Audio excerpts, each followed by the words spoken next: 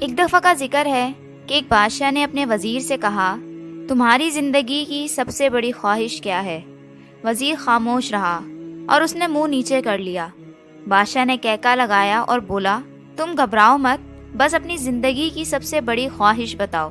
وزیر گھٹنوں پر جھکا اور عاجزی سے بولا، حضور، آپ دنیا کی خوبصورت ترین سلطنت کے مالک ہیں۔ میں جب بھی یہ سلطنت دیکھتا ہوں تو میرے دل میں خواہش پیدا ہوتی ہے کہ اگر اس کا 10واں حصہ میرا ہوتا تو میں دنیا کا خوش نصیب ترین شخص ہوتا۔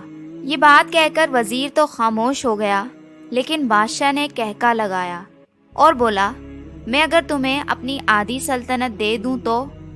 وزیر نے گھبرا کر اوپر دیکھا اور عاجزی سے بولا، بادشاہ سلامت، یہ کیسے ممکن ہے؟ میں اتنا خوش قسمت کیسے ہو سکتا ہوں؟ بادشاہ نے فوراً ایک گارڈ کو بلایا اور اسے 2 احکامات لکھنے کا حکم دیا۔ بادشاہ نے پہلے حکم کے ذریعے اپنی آدھی سلطنت نوجوان وزیر کے حوالے کرنے کا فرمان جاری کر دیا۔ دوسرے حکم میں بادشاہ نے وزیر کا سر قلم کرنے کا آرڈر دے دیا۔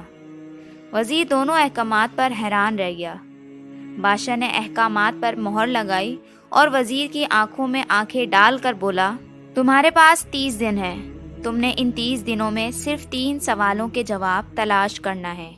تم کامیاب ہو گئے تو میرا دوسرا حکم منسوخ ہو جائے گا اور تمہیں آدھی سلطنت مل جائے گی، اور اگر تم ناکام ہو گئے تو پہلا حکم خارج سمجھا جائے گا اور دوسرے حکم کے مطابق تمہارا سر اتار دیا جائے گا۔ بادشاہ کی یہ بات سن کر وزیر کی حیرت پریشانی میں بدل گئی۔ بادشاہ نے اس کے بعد کہا، میرے 3 سوال لکھ لو۔ وزیر نے لکھنا شروع کر دیا۔ بادشاہ نے کہا، انسان کی زندگی کی سب سے بڑی سچائی کیا ہے؟ وہ رکا اور بولا، دوسرا سوال، انسان کی زندگی کا سب سے بڑا دھوکہ کیا ہے؟ وہ رکا اور پھر بولا، تیسرا سوال، انسان کی زندگی کی سب سے بڑی کمزوری کیا ہے؟ بادشاہ نے اس کے بعد نکارے پر چوٹ لگائی اور بآواز بلند کہا، تمہارا وقت شروع ہوتا ہے اب۔ وزیر نے دونوں پروانے اٹھائے اور دربار سے دوڑ لگا دی۔ اس نے اس شام ملک بھر کے دانشور، ادیب، مفکر اور ذہین لوگ جمع کیے اور سوال ان کے سامنے رکھ دیے۔ ملک بھر کے دانشور ساری رات بحث کرتے رہے، لیکن وہ پہلے سوال پر ہی کوئی رائے قائم نہ کر سکے۔ وزیر نے دوسرے دن دانشور بڑھا دیے، لیکن نتیجہ وہی نکلا۔ وہ آنے والے دنوں میں لوگ بڑھاتا رہا، مگر اسے کوئی تسلی بخش جواب نہ مل سکا، یہاں تک کہ وہ مایوس ہو کر دارالحکومت سے باہر نکل گیا۔ وہ سوال اٹھا کر پورے ملک میں پھرا، مگر اسے کوئی تسلی بخش جواب نہ مل سکا۔ وہ مارا مارا پھرتا رہا، شہر شہر، گاؤں گاؤں کی خاک چھانتا رہا۔ شاہی لباس پھٹ گیا، پگڑی ڈھیلی ہو کر گردن میں لٹک گئی، جوتے پھٹ گئے اور پاؤں میں چھالے پڑ گئے، یہاں تک کہ شرط کا آخری دن آ گیا۔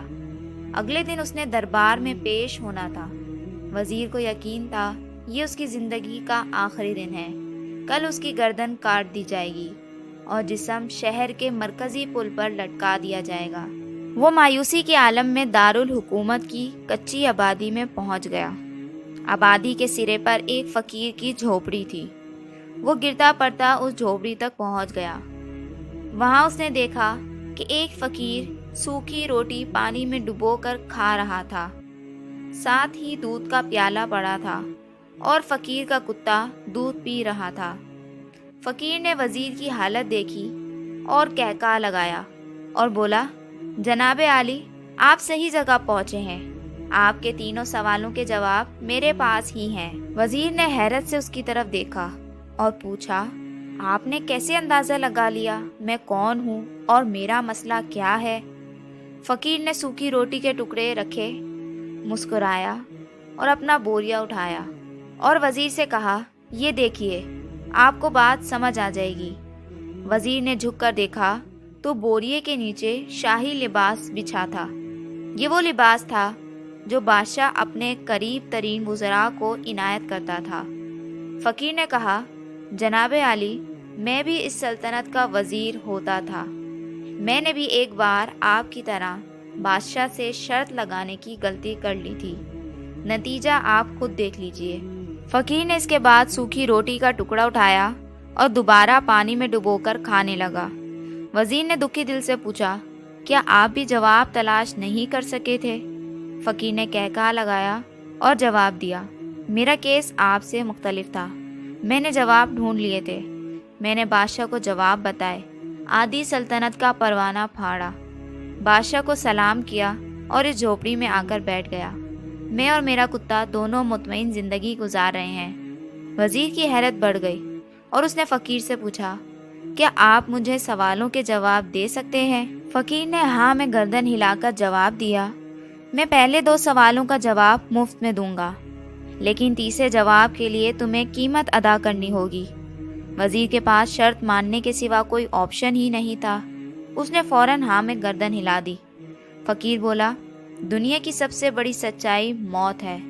इंसान कोई भी हो, कुछ भी हो, वो इस सच्चाई से नहीं बच सकता। और बोला, इंसान की ज़िंदगी का सबसे बड़ा धोखा ज़िंदगी है। हम में से हर शख्स ज़िंदगी को दायमी समझकर इसके धोखे में आ जाता है। फ़कीर के दोनों जवाब नाकाबिले तरदीद थे। वज़ीर सरशार हो गया। उसने अब तीसरे जवाब के लिए फ़कीर से शर्त पूछी। फ़कीर ने कहका लगाया और कुत्ते के सामने से दूध का प्याला उठाया, वज़ीर के हाथ में दिया और कहा, मैं तुम्हें तीसरे सवाल का जवाब उस वक्त तक नहीं दूंगा जब तक तुम ये दूध नहीं पीते। वज़ीर के माथे पर पसीना आ गया। उसने नफ़रत से प्याला ज़मीन पर रख दिया। वो किसी कीमत पर कुत्ते का बचा हुआ दूध नहीं पीना चाहता था। फ़कीर ने कंधे उचकाए और कहा, ठीक है, तुम्हारे पास अब 2 रास्ते हैं। तुम इनकार कर दो और शाही जल्लाद कल तुम्हारा सर उतार दे, या फिर तुम ये दूध पी जाओ और तुम्हारी जान भी बच जाए और तुम आदि सल्तनत के मालिक भी बन जाओ। फैसला बहरहाल तुमने करना है। फ़कीर बहुत बुरे तरीके से फंस गया था। एक तरफ ज़िंदगी और आदि सल्तनत थी और दूसरी तरफ कुत्ते का बचा हुआ दूध था। वो सोचता रहा, यहाँ तक कि जान और माल जीत गया और इज्जत नफ्स हार गई। वज़ीर ने प्याला उठाया और एक ही सांस में दूध पी गया। फ़कीर ने कहका लगाया और बोला, मेरे बच्चे, इंसान की सबसे बड़ी कमज़ोरी गर्ज होती है। ये उसे कुत्ते का बचा हुआ दूध तक पीने पर मजबूर कर देती है। और ये वो सच है जिसने मुझे सल्तनत का परवाना फाड़कर इस झोपड़ी में बैठने पर मजबूर कर दिया। मैं जान गया था कि मैं जैसे जैसे जिंदगी के धोखे में आऊँगा और मौत को जितना फरामोश करता रहूँगा, मैं उतना ही गर्ज की दलदल में धंसता जाऊँगा और मुझे रोज़ इस दलदल में सांस लेने के लिए गर्ज का गलीज दूध पीना पड़ेगा। लिहाजा मेरा मशवरा है, ज़िंदगी की इन तीनों हकीकतों को जान लो, तुम्हारी ज़िंदगी अच्छी गुजरेगी। वज़ीर शर्मिंदगी और खुदतरसी के साथ फ़कीर की झोपड़ी से निकला और महल की तरफ चल पड़ा। वो जैसे जैसे महल के करीब पहुंच रहा था, उसके एहसास शर्मिंदगी में इजाफा हो रहा था। उसके अंदर ज़िल्लत का एहसास बढ़ रहा था। वो इस हसास के साथ महल के दरवाजे पर पहुंचा। इसके सीने में खौफनाक टीस उठी। वो घोड़े से गिरा, एक लंबी हिचकी ली और उसकी रूह परवास कर गई। इस किस्से के अख्तिताम पर मैं बस यही कहूँगी कि हमें किसी दिन किसी ठंडी जगह पर बैठकर ज़िंदगी के इन बुनियादी सवालों पर ज़रूर गौर करना चाहिए। हमें ये सोचना चाहिए कि हम लोग कहीं ज़िंदगी के धोखे में आकर गर्ज के पीछे तो नहीं भाग रहे, हम लोग कहीं मौत को फरामोश तो नहीं कर बैठे, हम कहीं इस कहानी के वज़ीर तो नहीं बन गए। मुझे यकीन है हम लोगों ने जिस दिन ये सोच लिया, उस दिन हम गर्ज के इन गलीज़ प्यालों से बालातर हो जाएंगे।